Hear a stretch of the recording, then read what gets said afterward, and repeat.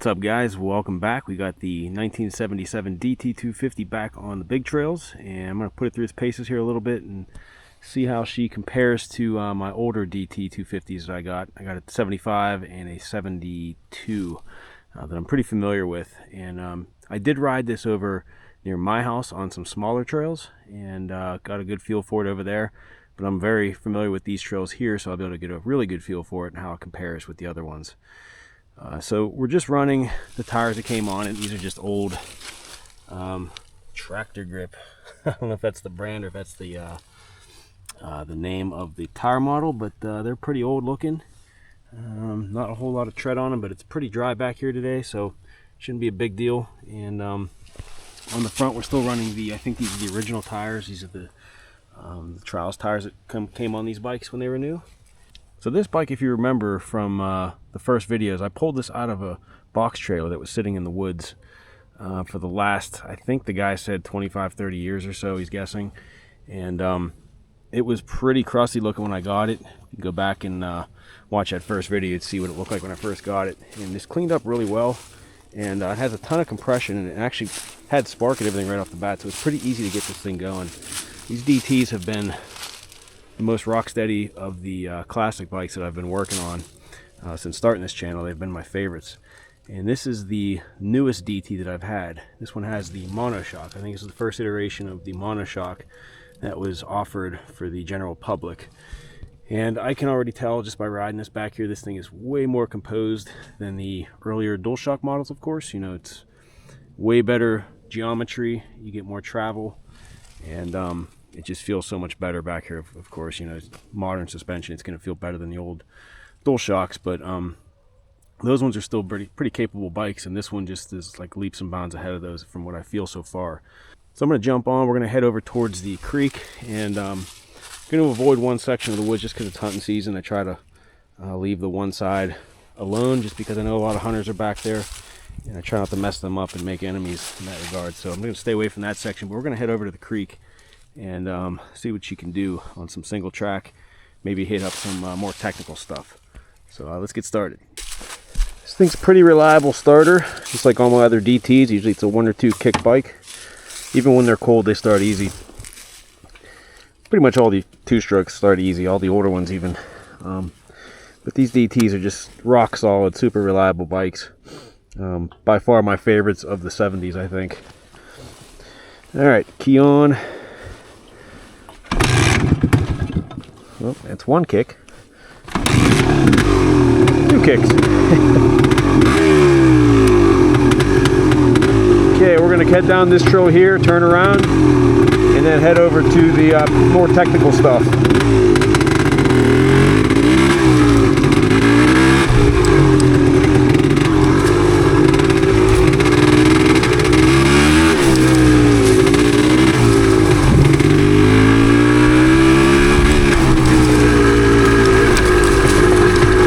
Power-wise, I feel like these have a little bit more zip than the earlier ones, and I think that has to do with the porting, reed valves and porting changes they've made over the years since then.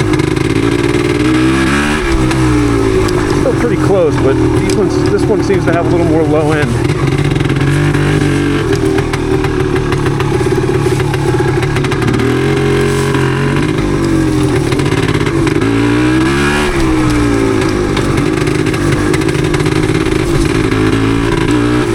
Third gear.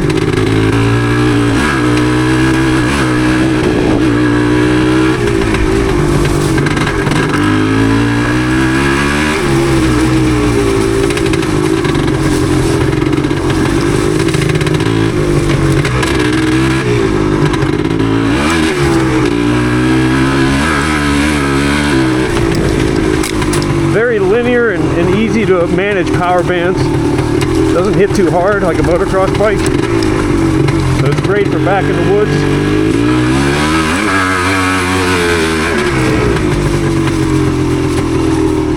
Still got great pull when it hits that power band though.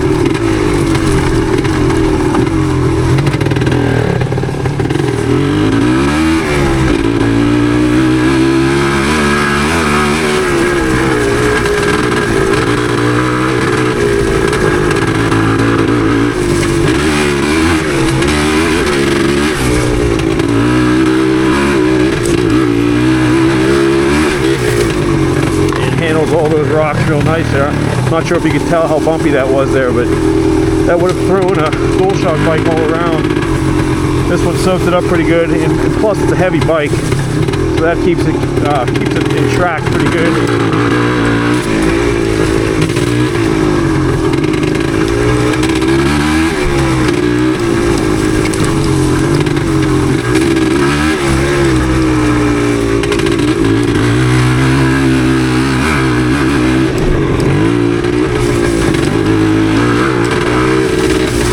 Second gear with no run.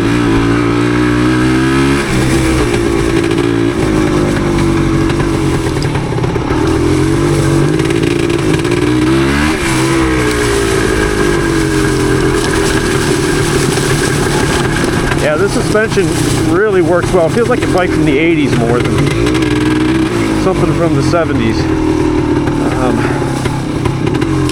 It almost feels like XR geometry and suspension. And it's got that weight like an XR does too. Brakes are working good.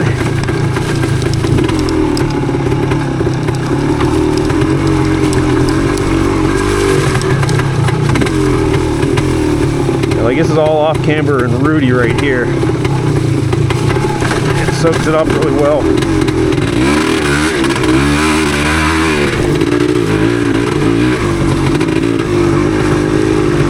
Tree crossings, no problem.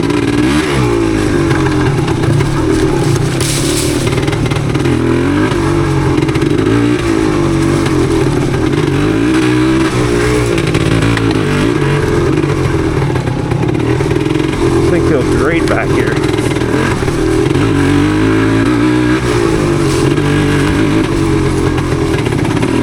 Much more modern seating position than the earlier DTs.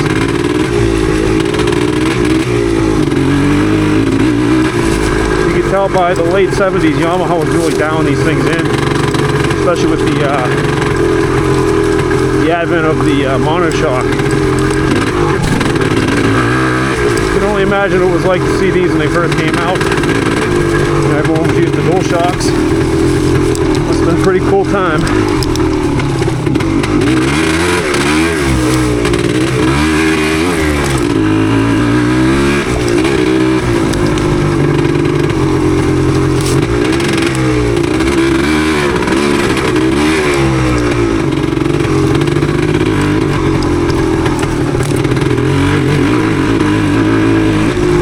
It's all really rough through there.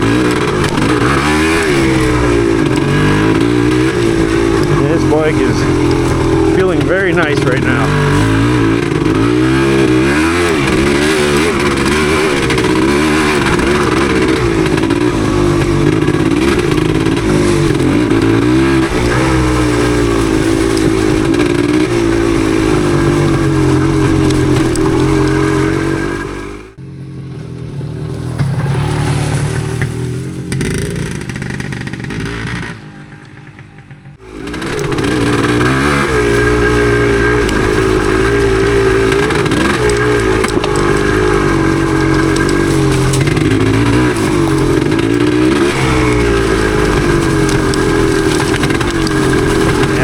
Guard right here. This bike's got so much heft to it, it doesn't throw it off track at all.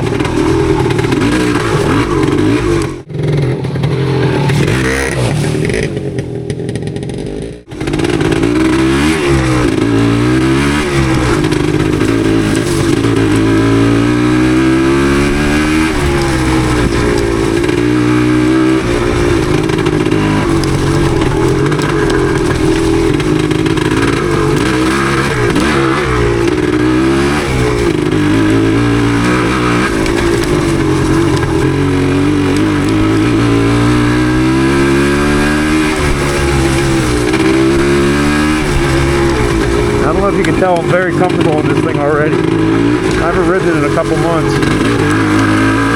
Kind of been waiting for a time to get it back to the big trails here.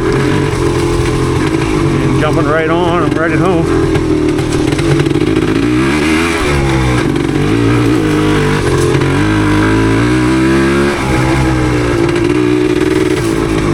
Seems like it like second gear all through this stuff.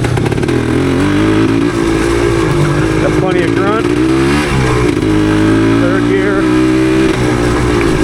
Don't have to scream it through here, which is nice.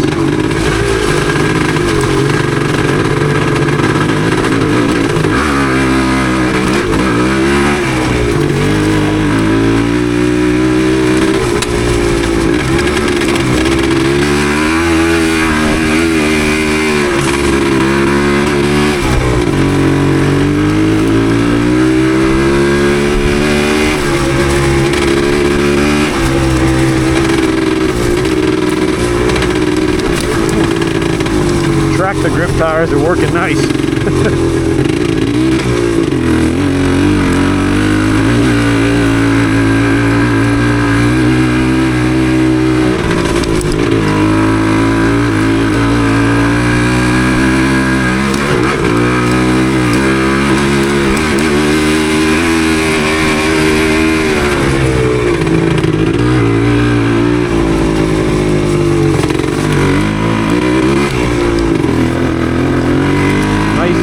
Exhaust note. See, we're pretty close to houses.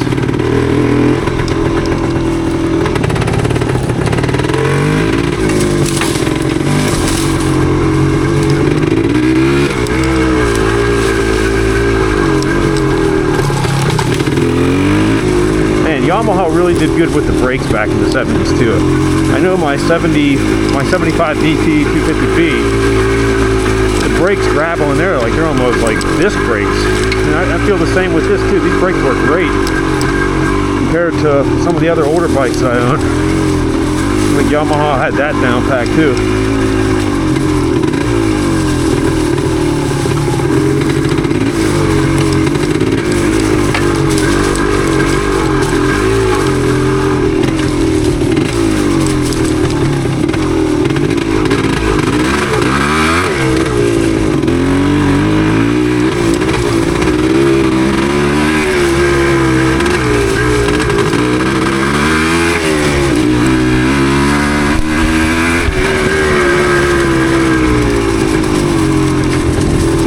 Nice trail bike. This thing's just so comfortable back here too.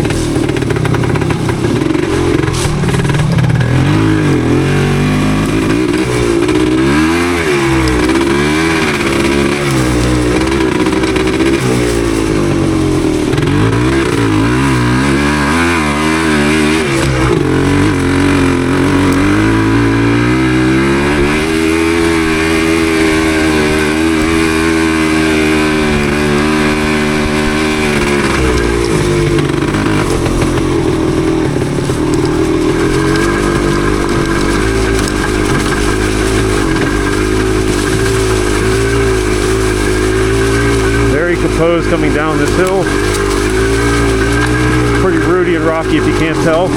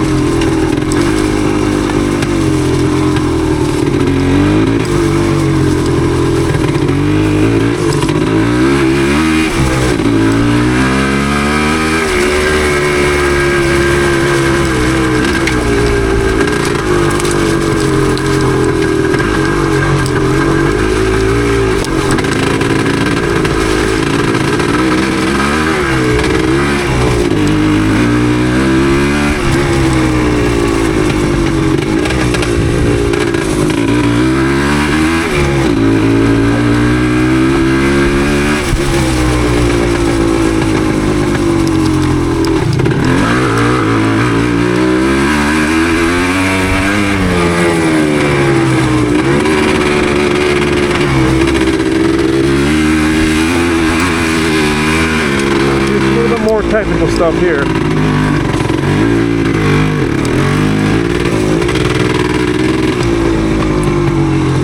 Thing is just silky smooth.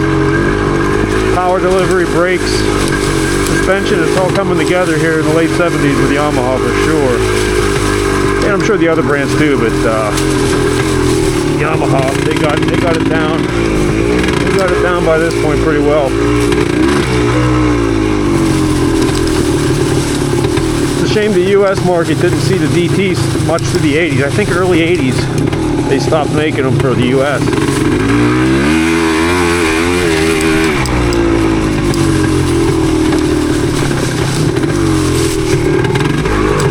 I know the US had like the WR models and stuff, but the DTs I think were mainly European in the 80s.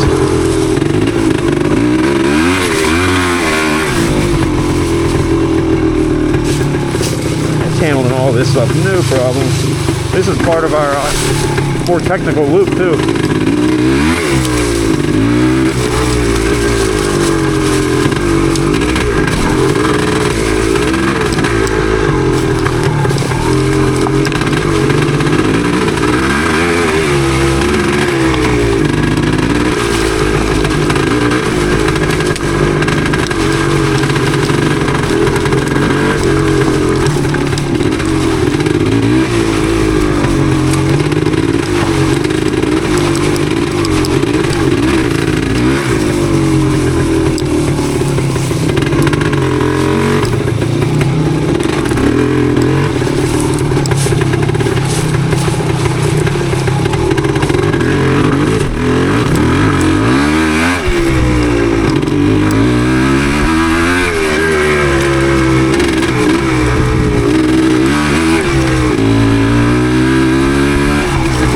Capable bike. Confidence, you know, you want to try stuff. Stuff I wouldn't think of doing on the earlier ones. Like busting over those ruts. Feeling pretty good, like over these rocks. Let's see how it does here. Oh yeah.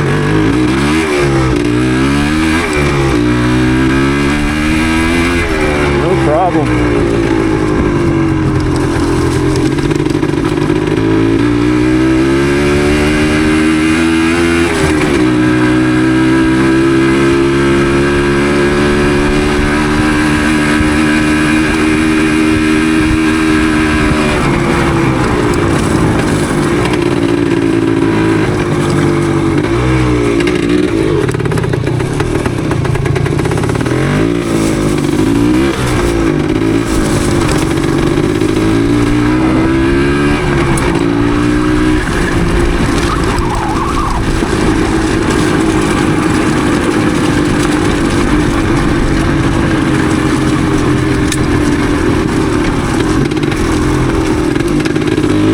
Revs out nice and smooth through the RPM range.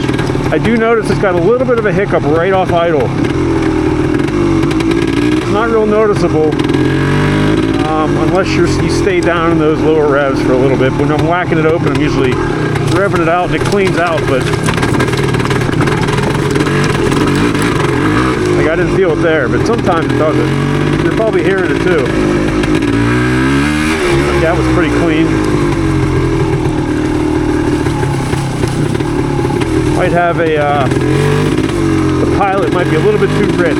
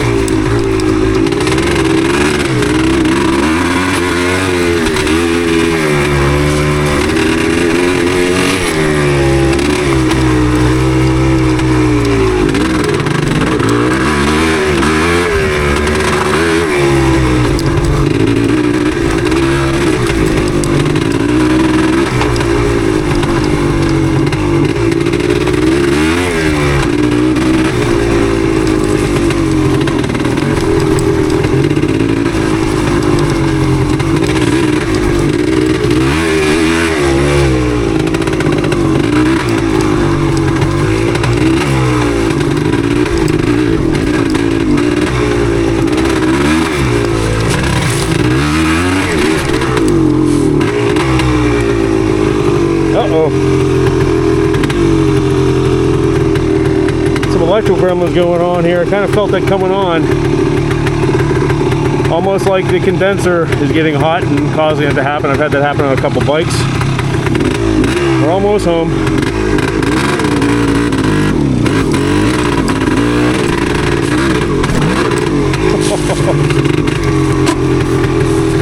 Alright. We're going to let this cool off here because I have a hill climb to get out of here. Right there. When I'm past that, it's pretty much home free, but I want to let it cool off. But yeah, it was kind of doing what the KE100 was doing, and it didn't start doing it until after it got real hot.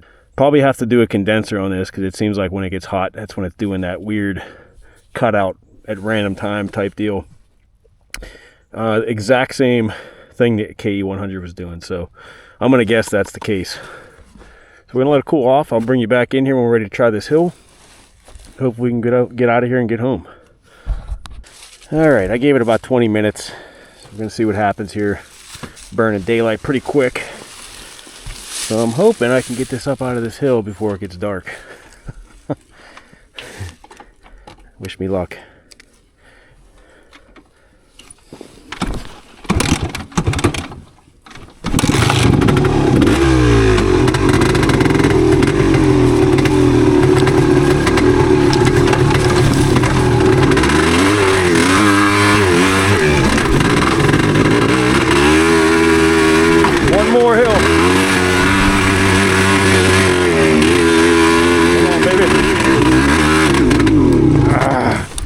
Almost. Okay, we got one more to do. I guess I gotta let it cool off a little bit more. I'll bring you back in.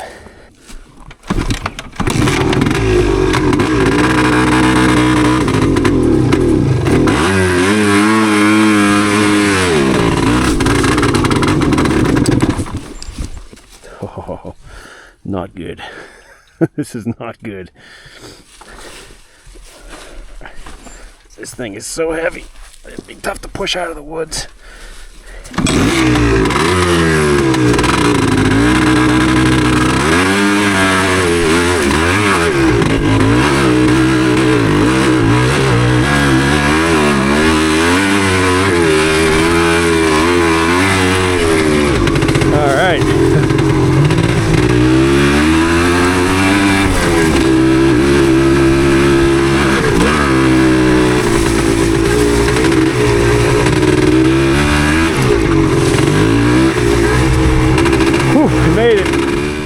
All right. Well, she got me back. I hobbled home. I'm back right behind the house again, so I'm good to go. But yeah, I'm gonna have to definitely get a new condenser in there.